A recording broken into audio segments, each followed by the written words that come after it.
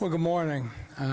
Chief and I want to thank the prosecutor and all of the community groups who are standing with us today after the experience we had 4th of July week. We had a level of violence last week that we rarely see anymore in Detroit, and has caused a great deal of pain to the victims and their family, and has caused a great deal of pain to the entire Detroit community.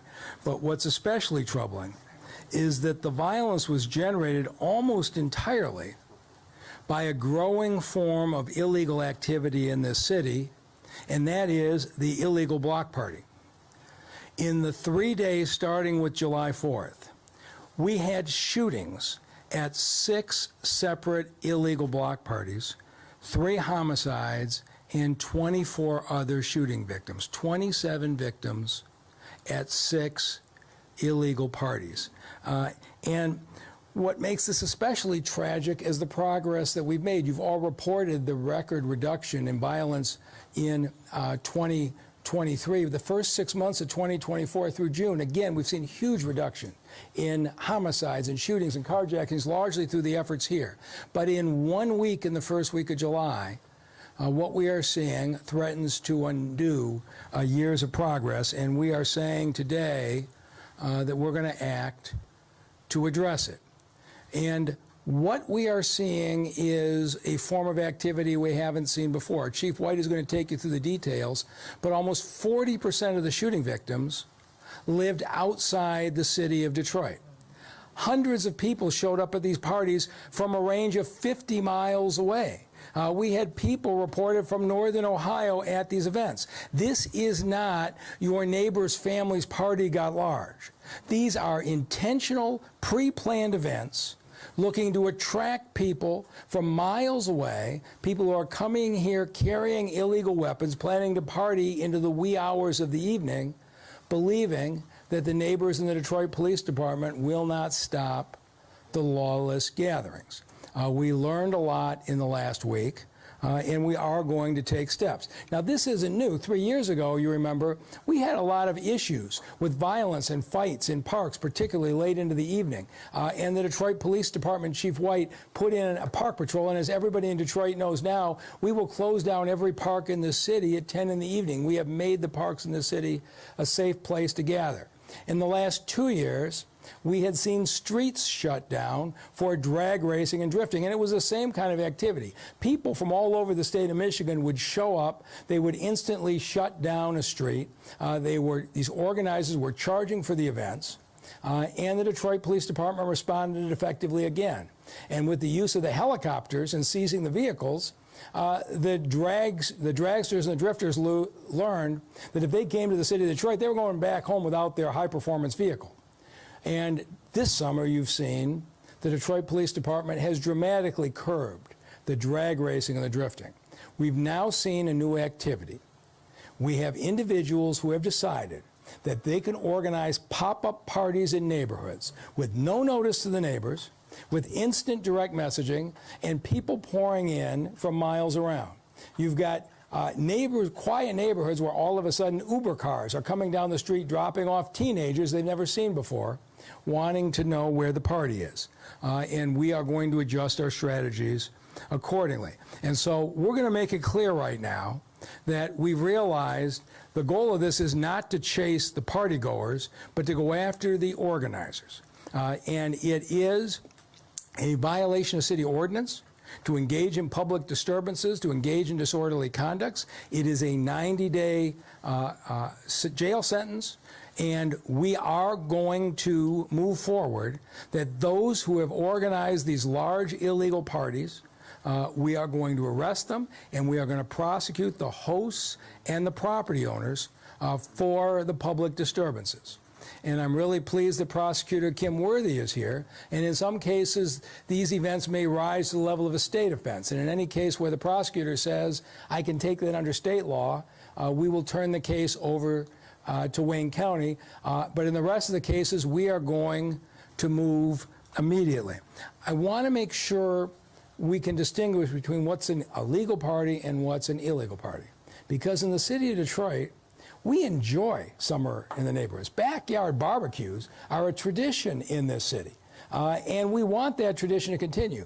Neighborhood street parties are a condition in the city. And as longtime Detroiters know, you can get a permit from the Detroit Police Department to shut down your street. You have to ask the neighbors and get 75% of your neighbors to agree to it so that their street isn't closed down without their consent. You go till 10 p.m. Your neighborhood police officer will coordinate with you, and you celebrate with your neighbors. We want those kinds of joyful events to go on the rest of the summer without incident.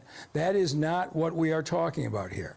But when you are organizing events where you're inviting hundreds of people from across the region in these direct message process and the like, the police will come out early and will warn you, give you a warning. We don't want to arrest anybody, but it is a whole lot easier to confront them early in the day than at 1:30 or 2 in the morning or 2:30 in the morning where we had the 21 victims.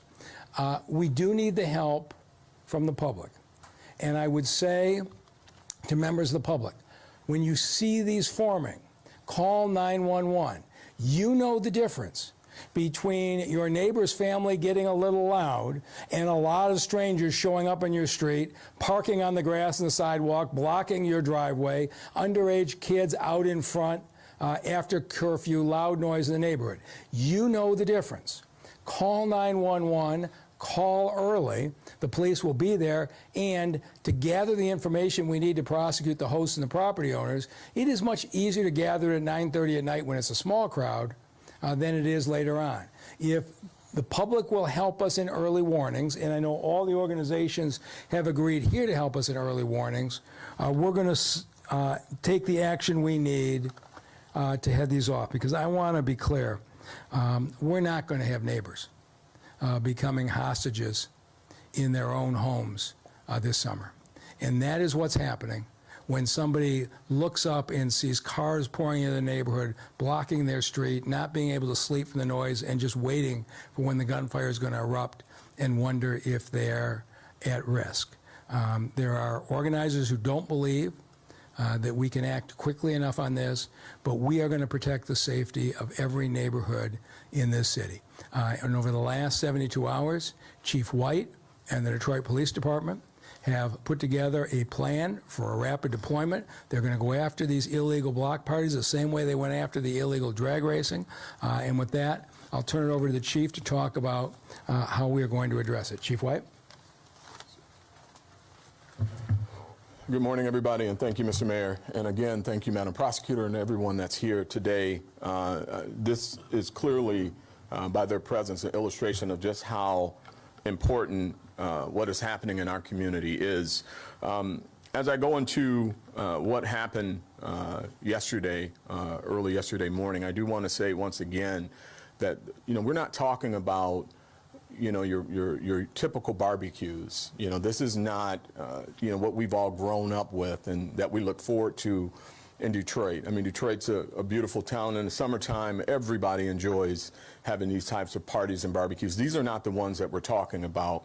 We're talking about events that have large numbers of people from around the state, as far as 50 miles away, that are showing up armed, in many instances, with a sense of lawlessness, taking over the streets, parking, blocking driveways, and things such as that.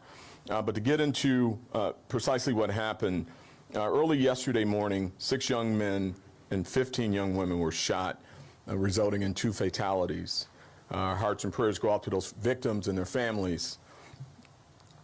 I myself am speaking with a heavy heart when you look at the level of violence, and certainly the young lady in particular who was killed. Just really a sad situation. There's been some media with that, some social media posts that I won't go into, but it speaks to just how tragic the situation is.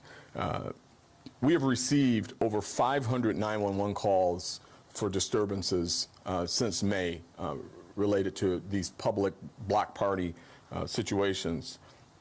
Our investigations into this particular incident has revealed a number of things. Number one, that this is like many other of the pop-up parties that are generally spurred through social media, Our crime intelligence team does an amazing job of tracking, like we did with the drag racing and drifting, able to get engaged at a high level to preemptively put in processes to reduce victimization of people who are watching the drag racing and drifting, but also to just give the community their neighborhoods back. Because what I was hearing from our residents is I can't drive to the store without being stopped by vehicles in front of me that are drag racing and drifting. So we use what we learned from that to try to understand these pop-up block parties. And what we see is that they've become somewhat more sophisticated in how they communicate. And part of that is to send out, these notices that there's going to be a party, and then to direct message for further information, which is the case with this particular event. Our officers specific to this event were actually in the area responding to another block party several blocks away, where it was approximately 300 people and shots were fired at that location. Officers quickly made that location from the 9th Precinct, were assisting those who were there looking for victims when this run came out. They then quickly move over to this particular run, and upon their arrival, officers found several victims and numerous shell casings. It was reported that over 100 shell casings were found, and over 9 weapons were recovered.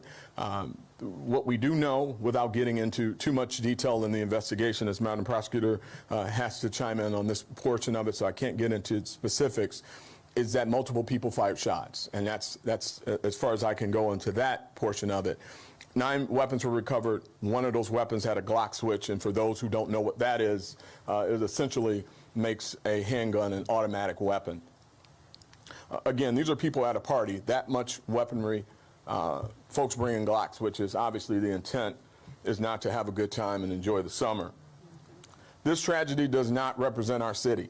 This does not represent Detroit. Look at the people who are here and concerned. This is not who we are. We have shown time and time again we can host lawful, safe events, whether it be Beyonce coming to town, Taylor Swift, or the draft. We know how to do this, or most recently the fireworks. Not one significant incident from any of those events. This is people deciding to use our town, take over our neighborhoods, and engage in lawlessness and take over our streets. That is not going to be tolerated. Since July 4th, the city has experienced 6 separate shooting incidents totaling 27 victims at block parties. 27 victims at block parties. And again, these pop-up large-scale block parties. DPD has noticed that some organizers have gone to great lengths to conceal the event's identity and location, and I talked a little bit about that earlier.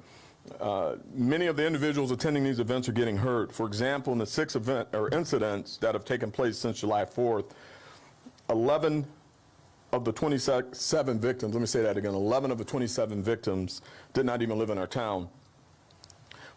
While we mourn these statistics, now it's the time for us to take action. Going forward, the department will be implementing a multi-layered approach, very similar to what we did with Park Patrol. And these are neighborhood response teams. And simply put, what this will be is we will assign officers starting on Thursdays, at least one car out of service that will just drive through the neighborhoods and essentially be looking for this illegal activity. This is not a heavy enforcement, targeted approach. This is an approach to keep our community safe and to look for these types of events. In addition to that, we're going to make sure that everyone's aware how to host a large-scale event. And the mayor talked a little bit about that earlier. There is a way to get a permit. There is a way to go through the process of having an NPO assist. There are a number of events, large-scale events that happen that are in compliance with the rules of the city. Where the officers are present, we can assist with shutting down the street. If you want to have a block party, you need 75% of the residents to agree to shutting down the street for a particular time. There are time-specific parameters around that, and there's ways that we can get into that a little bit later. In addition, we're going to increase our radio patrol. Our radio patrol has been an integral part of our success. We're going to make sure that we further enhance that. I've talked to one of our community ambassadors, Mr. Teferi Brent, about how we can go about that. There's a few people that have been an integral part of that, and we're going to make sure that we tap into them and expand that program. It's a great program, very simple. You see something, say something. and we pay for the gas for your car as you go through the neighborhoods and letting us know. But from a more direct approach from our lens, and that's law enforcement, is to have this proactive approach. We're going to continue to use our real-time crime center. We're going to continue to deploy at least 80 officers, and I know that's a robust number, but with the number of block parties that we have, I think it's important that we address it much like we did Park Patrol, and put 80 officers out there who's going to be directly responsible and engaged in reducing this violence and addressing this block party issue.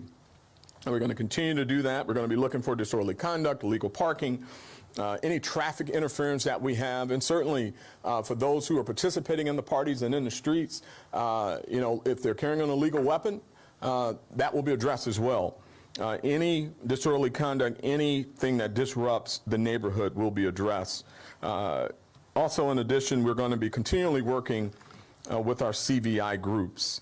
There's a lot to our plan, our strategy that I won't go into, but it will certainly involve the Real-Time Crime Center, our CVIs, our neighborhood police officers, and then this new unit, our neighborhood response teams. Emphasis on neighborhoods, to make sure that those who live in our community who have an absolute right to their safety gets that.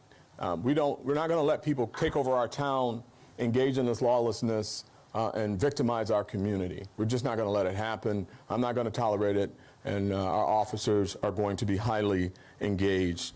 Again, this is a tragic situation, but we think with the strategy, we'll be able to move forward and ensure the safety of those who live, work, and play in our city. With that, I would like to bring up Madam. Thank you, Mr. Mayor. That's one part. I was looking for that in my notes. The most important part is we'll be elevating these block party calls to a priority 1. And what that means, if I can unpack that for everyone. So generally speaking, if you call and you say you've got a serious crime that's taking place, that's a priority 1. To provide some context to that, if you call and there's a noise disruption, loud music, that's a priority 3 because no one's injured, no one's hurt. So that's a 3, and it doesn't get the top priority, and it may be handled several minutes after a priority 1. Block parties now are going to be elevated to a priority 1. When you call and say that there's a block party, that will get a priority 1 response, which is a quicker response, and it's categorized differently, and we're able to address the issues a lot differently. Also, in addition to that, on the weekends, those dedicated units will directly get those calls to immediately handle those runs. So that way, you don't have what we call a stack of runs where you are also getting a block party in addition to, you know, the other runs, an accident, and those types of things that you may get. It'll be the dedication of those units to address those priority 1 block party calls. And again, with that, I will bring up Madam Prosecutor for comments. Thank you. Thank you to the mayor and the chief for inviting me here today.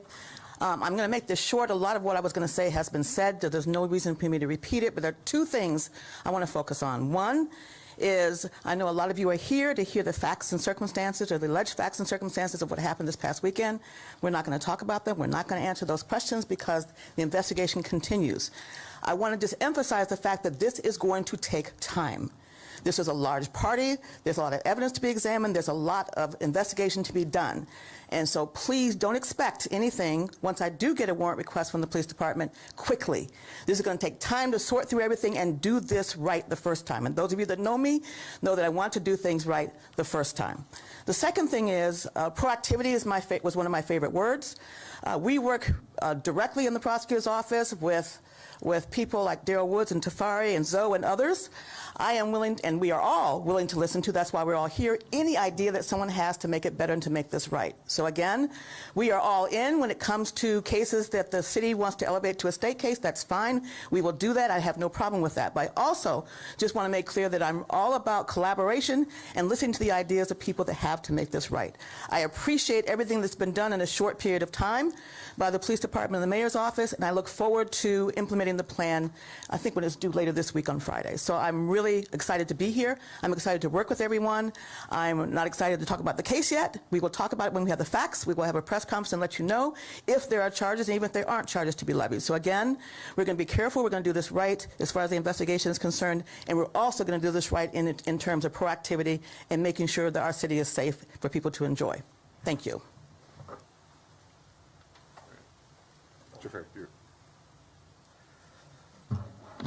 Let me first acknowledge all of the brothers and sisters who are here, our community leaders, folks who are on the ground doing the great work.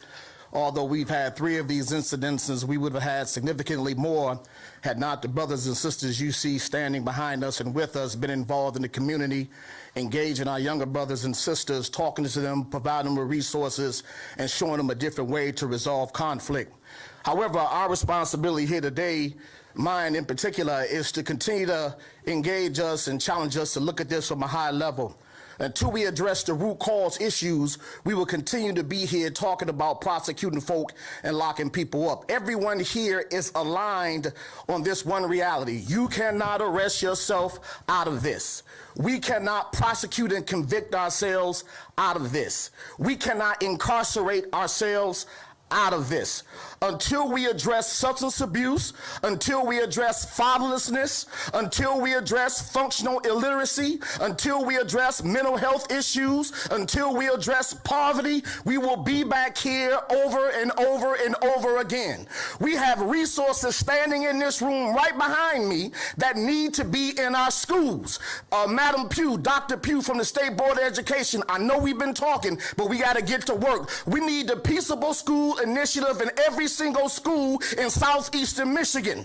We also need conflict resolution to be embedded into our curriculums. We also need de-escalation to be embedded into our curriculums. We need anger management to be embedded into our curriculums. We need critical thinking skills to be embedded into our curriculum. Dr. Vitti, we need your help. Sister Angelique Peterson Mayberry, we need your help. We need all hands on deck. The police cannot do it on their own. The prosecutors and judges cannot do it on their own. CVI teams cannot do it on their own. We need every individual, every leader, every servant, every institution in this city to be involved in addressing this issue of violence in our community. This is the #1 issue in our community. It ain't white supremacy. It ain't just poverty. But the #1 issue is the byproduct of all of that, and that's this violence. We have to address that concurrently while we address those root cause issues. So we have to address them all, brothers and sisters. We should not be here talking about 21 folks being killed. That is not a mass shooting. That is a war zone. Our babies should not be raised and forced to live in war zones. Our elders should not be forced to live in war zones. This is beyond a mass shooting. You have multiple folks shooting.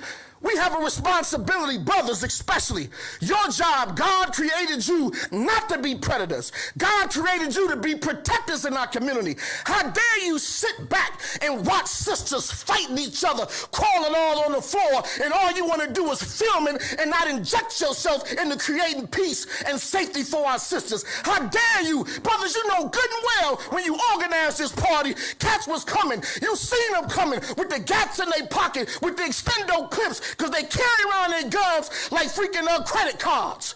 We know what this is. It used to be a time when we organized block clubs and block parties and house parties. We would have the big homies come and our uncles come and do security. And we made it clear, don't you dare come up in here with no gun. We have a responsibility, black men. What we gonna do, man? We can't depend on the police to make our communities safe for us. We can't depend on the police to defend us. Black man, that's your job. Let us stand up and do our jobs. 15 sisters shot. That's absolutely unacceptable. When are we going to protect our women? When are we going to protect our babies? When are we going to protect our elders? That's on us. We don't need police for that. It's a darn shame the solutions coming from the police, the mayor, and the prosecutor. That's secondary. That's reactionary. When they get involved, it's too late. I'm tired of writing letters to judges for you. I'm tired of writing letters to prosecutors for you. I'm tired of writing letters to POs for you. I'm tired of hugging and loving on your mama because you dead someplace because you was involved in some foolishness and you refuse to resolve your conflicts peacefully. I'm tired of black mamas crying. I'm tired of grandmamas and black fathers crying. I'm tired of your little sister and your little brother being traumatized from seeing you murdered in front of them, only to then have them, because of unresolved trauma, turning around and become killers themselves, man. can do better. Family, we gotta do better. Dr. V, Pastor Ovella, thou shalt not kill. She has an entire program you need to put in every single school in the district. Dr. Vitti, Angelique Peterson Mayberry, Pastor Mo, he has a program, Live in Peace, specifically designed for young people to teach them how to deal with conflict. You need to put them in every school in the district. Find the damn money. You find it for everything else. Find it to save our babies. So I'm begging you, community, step up, do better. Black men, especially, step up, do better. Sisters, come on, Queen. Yes. Mothers of the universe, mothers of the earth. God didn't create you to be scrapping at no parties, rolling around in the dirt and on the concrete. Come on, mothers. Come on, queens. Come on, little princesses. God didn't create you for that. He created you to be mother of the earth. God bless you. And I challenge you all to step up and let's do better. Do better for our babies, man. Yes, sir.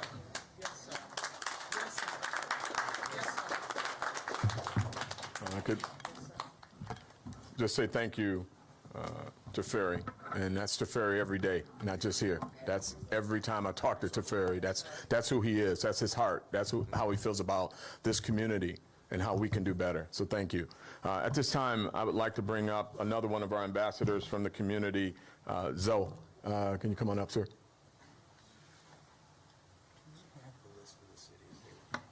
How everybody doing? It's unfortunate that our youth have to experience so much trauma. We're doing everything in our power, the CVI organizations, to offer an off-ramp when it comes to the thinking that we demonstrate. And I'm gonna talk directly to those who participate in those type of activities. We want you to make it home. We want you to make it home. We don't want you in prison. Like, just flat out. No one else is harming each other like that. No one else. And I would say this to those that are my age, a little younger, and our elders. You have to be fearless with our youth. You have to be ready to die with them to save them. That's right. I talked to one of my sisters a few days ago, and I was telling her what happened to our leaders who were willing to lose their life so that our people could live.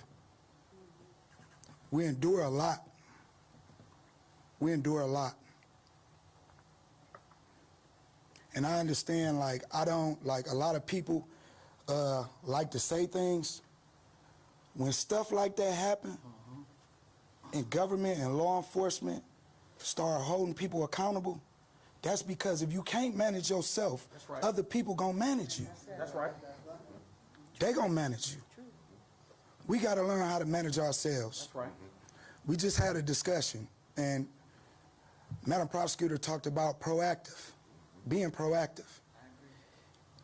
They are trying to offer, and they done came and said, whatever you can do, we're gonna do our part, y'all do your part. Find the individuals who wanna do this, let them know to do it right, and they'll get the support. It's no different than what we've been doing. We've been able to drive down or get 70% reductions in fatal and non-fatal shootings because we identify those individuals and we pour into them. We're not going to leave those individuals behind. We're not going to villainize them. We're not going to criminalize them. But that may happen if you continue to behave how you behave, because we are part of community and we don't want to see community harmed either. I watched the news or YouTube right before I came here. And I saw a man, he said, I was sitting on the porch with my wife. And he had to run in the house. What if they have a block party on my mother's block? Y'all have to be accountable for yourselves and responsible for yourselves, or other people gonna be responsible for you. And you can buck it, but when they get you behind those bars and behind them bricks, you gonna follow the rules. We talk about the emotional regulation that comes behind embarrassment. While I was in prison, the most embarrassing thing as a man that I went through was to have to take off all my clothes when somebody tell me to take off my clothes. So how can I regulate my emotions then, but I can't do it out here? That's right. How can I learn to live with thousands of men who behave just like some of the men I'm in community with, and I can navigate through that, but I can't do it out here? That's right. We got to stop harming each other. That's just flat out. That's right. We here. There's been discussions for this to be done in the right way if you're going to do it. And at the end of the day, 21 people got shot, 2 got killed. Yeah. People dying. Ain't nobody with that. That's right. Like, ain't nobody like. And as you get older, and I'm saying this to the youth, as you get older, you will understand today ain't the last day, so stop living like today the last day. That's right. Because it'll wind up being that.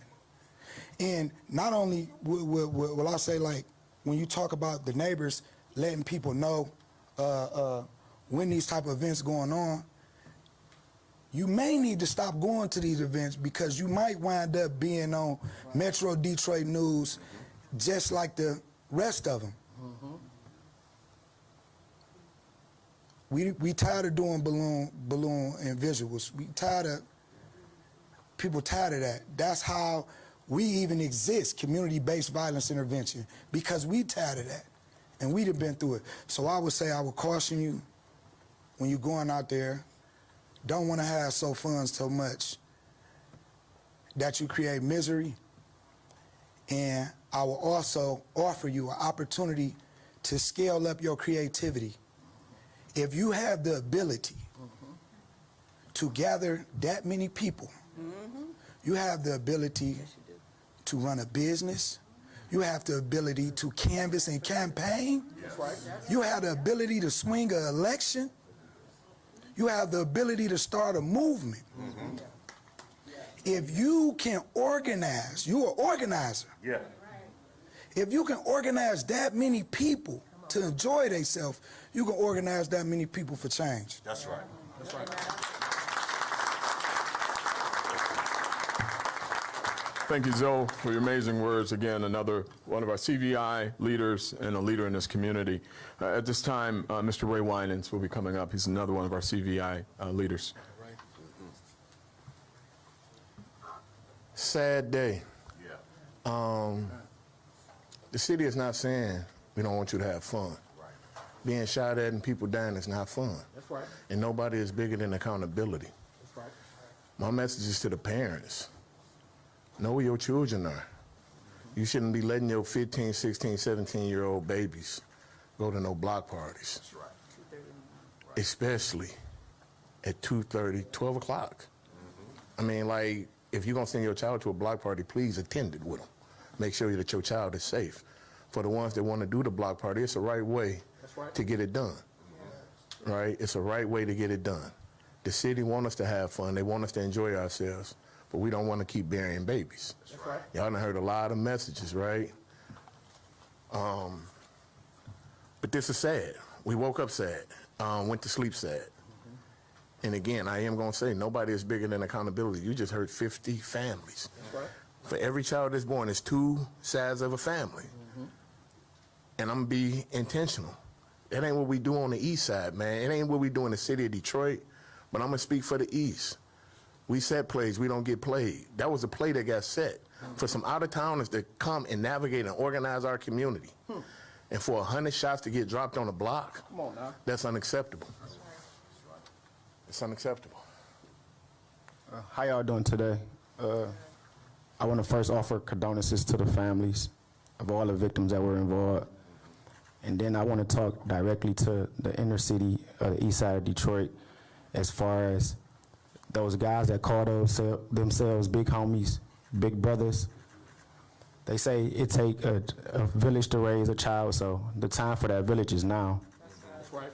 Like, we can't continue to sit back and say we know the right thing to do and not be a direct example of that. That's right.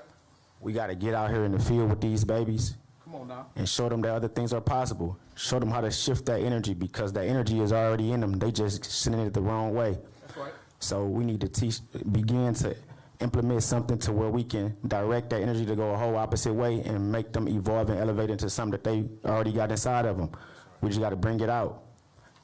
What happened was unacceptable. It was a coward act.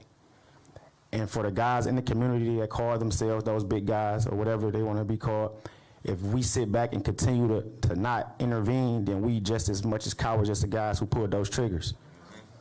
So it's time to unify. That's right. It's time to get this stuff together for the city of Detroit and these babies, because if we don't, we're going to end up letting the whole generation wipe themselves out.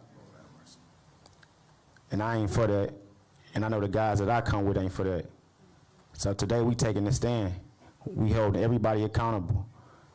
So if you feel like that you don't want nothing to do with it, just fall back. But we finna be out here in these communities, and we gonna figure this stuff out together, though, because it's gonna take all of us. It ain't nothing that the police department can do alone, not nothing that the mayor can do alone, not nothing that the CVI groups can do alone. We're gonna do this together and unify and get the best results out of this as we can. So thank y'all. Thank you, brother. Thank you, brother. Yes. Thank you all for those powerful words, and I hope that they are received as powerfully as they were sent. I do, before I take questions, I know one of the questions is going to be about the victims, as it should be. If we could flip to the slide that has who they are, and I'll just go through them for those of you who can't see them. The shooting victims was a female, 20. Where are the locations that they're from?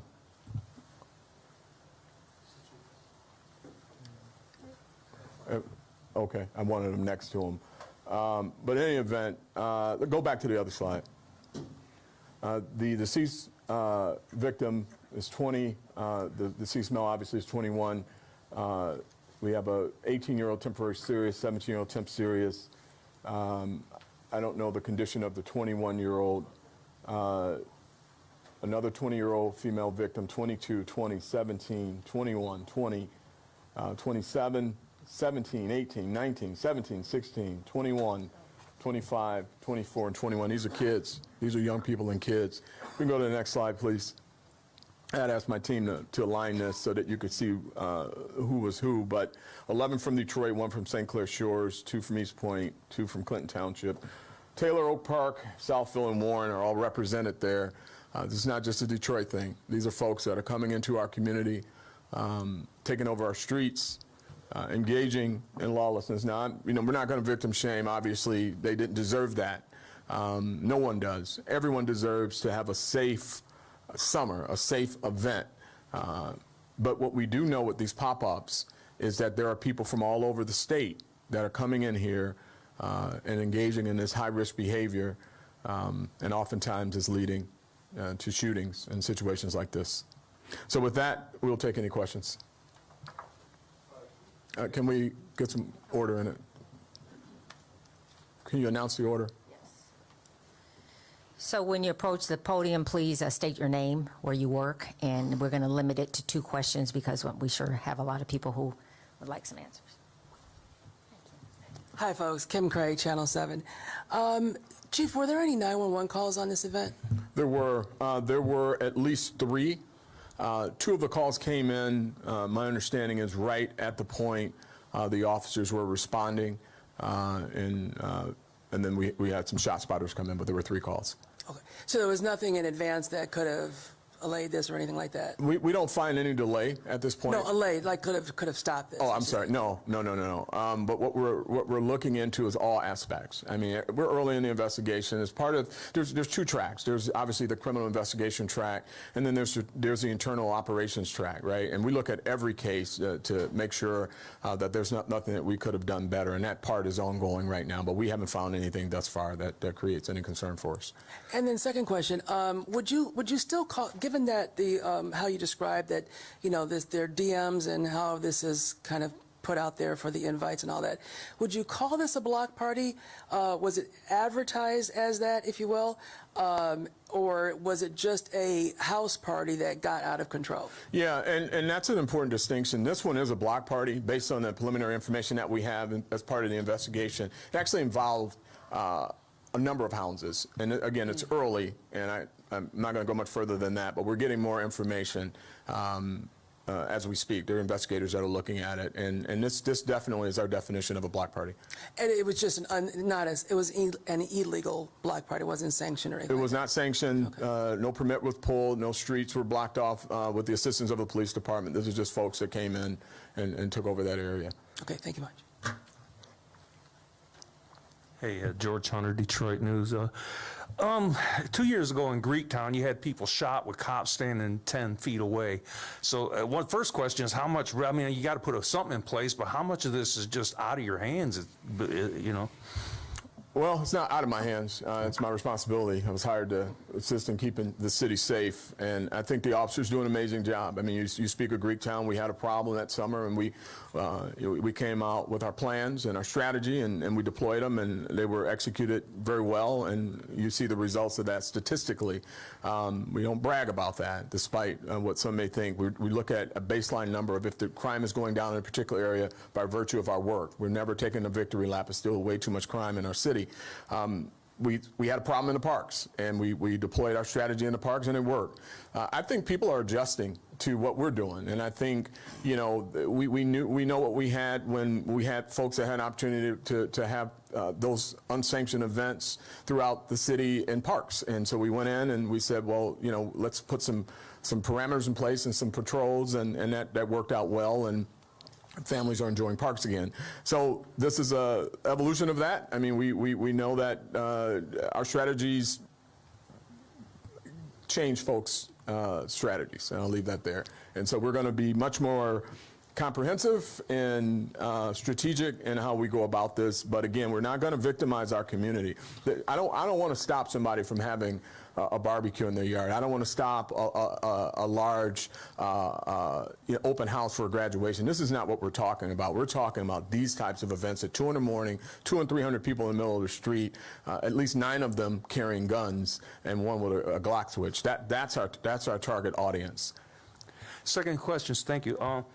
Now last year you said there was a problem with block parties and you had put some strategies in place, or you said you were going, did that ever happen where you were going to require people to, I believe was to register and go through, there was a push on social media to that effect. Where did that ever take place? So you have to inspect what you expect, and we certainly directed that, you know, we moved to doing that.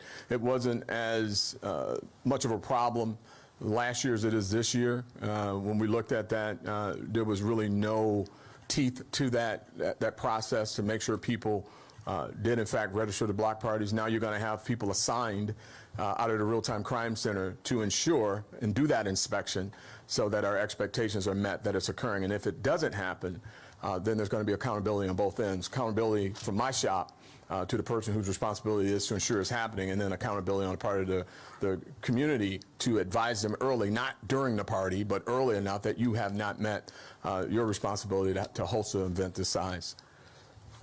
Thank you. All right. Good morning, Chief. Sam Robinson with Axios Detroit. Yes, sir. Good morning.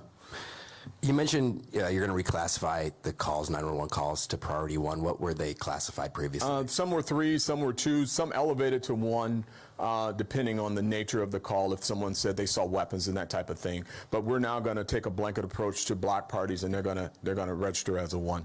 Sure. And then did you guys receive shot spotter alerts following this incident, and is that tool going to be used as part of the investigation? Yes, we did get 63 shot spotter alerts. Thank you.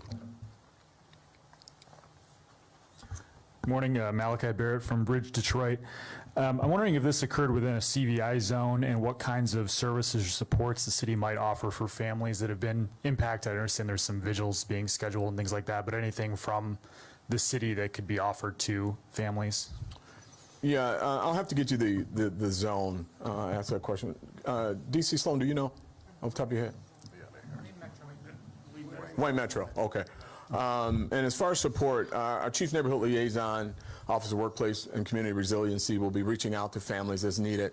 Our chaplain corps, I have a second deputy chief that's assigned to Chief Neighborhood Liaison that's dedicated to going out and ensuring that the families get what they need. So we'll continue to do that. We do it with every victim in our community. And my second question would be, I think we're all, you know, a little staggered by the scale of this event. Yeah. Can you contextualize, you know, in the city's history, in your time as chief, I mean, have we seen anything like this before?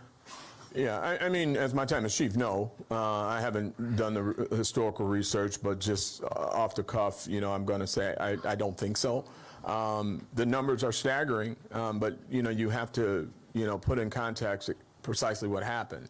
I mean, you've got a multitude of people that are engaged in this behavior. This isn't, you know, one suspect, one group being targeted. This is a group of people who are essentially engaged in a shootout. And so, you know, doesn't make it any less hurtful for the folks who were involved in it, but certainly when you look at what occurred, it's a little bit different, but the numbers are certainly what they are, and very tragic. Thank you. Hi, Chief John Hewitt, WWJ. Just one question, and I did hear clearly the prosecutor said the facts won't be discussed today, and I appreciate you have an investigation ongoing. Can you talk about suspects at all in regard to, you're obviously, it might have been a spontaneous back and forth, who you're looking for? Do you have ideas who you're looking for? Any inclination you can give in regard to what's happening? You know, I say it often, you know, we've got the best homicide team in the country, and they are doing what they do well. They are interviewing everybody related to this case.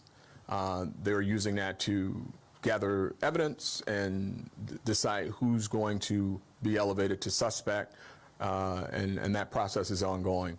Beyond that, I have nothing further to say, but we'll have a lot to say at the right time. Appreciate you. Thank you. All right. Hi, Camille from Fox 2. He took my first question. Second question, we were out there at the scene yesterday, and it was that whole block from Reno up, you know, it's a pretty big area that had been roped off. Do you have any idea how many people were at that party at the height of it? So, you know, that's part of our ongoing investigation, too, because once we get the total number, we know who we need to talk. We want to talk to everybody. We know right now, as of the press conference, over 300. But I keep getting updates, and that number keeps growing, so we will see. But I know that they need to talk to approximately 300 people, and as they talk to people, they hear about other people and other people and other people. So. A follow-up question. You know, again, we were out there. We went door to door. Neighbors not wanting to talk to the media at all. I get it. Are they cooperating with you? Are they helping you? We have varying degrees of cooperation throughout this investigation. I'll leave that there. Thank you. Thank you all for coming. All right. Thank you.